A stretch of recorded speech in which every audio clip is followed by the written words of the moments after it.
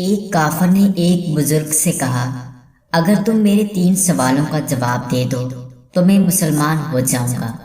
جب ہر کام اللہ کی مرضی سے ہوتا ہے تو تم لوگ انسان کو ذمہ دار کیوں ٹھہراتے ہو؟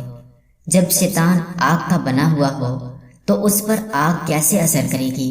جب تمہیں اللہ تعالیٰ نظر نہیں آتا تو اسے کیوں مانتے ہو؟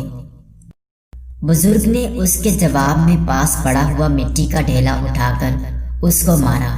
اس کو بہت غصہ آیا اور اس نے قاضی کی عدالت میں بزرگ کے خلاف مقدمہ دائر کر دیا۔ قاضی نے بزرگ کو بلایا اور ان سے پوچھا کہ تم نے کافر کے سوالوں کے جواب میں اسے مٹی کا ڈھیلا کیوں مارا؟ بزرگ نے کہا، یہ اس کے 3 سوالوں کا جواب ہے۔ قاضی نے کہا، وہ کیسے؟ بزرگ نے کہا، اس کے پہلے سوال کا جواب یہ ہے کہ میں نے یہ ڈھیلا اللہ کی مرضی سے اسے مارا ہے، تو پھر اس کا ذمہ دار مجھے کیوں ٹھہرایا ہے؟ اس کے دوسرے سوال کا جواب یہ ہے کہ انسان تو مٹی کا بنا ہے، پھر اس پر مٹی کے ڈھیلے نے کس طرح اثر کیا؟ اس کے تیسرے سوال کا جواب یہ ہے کہ اسے درد نظر نہیں آتا تو اسے محسوس کیوں ہوتا ہے؟ اپنے سوالوں کے جواب سن کر کافر فوراً مسلمان ہو گیا۔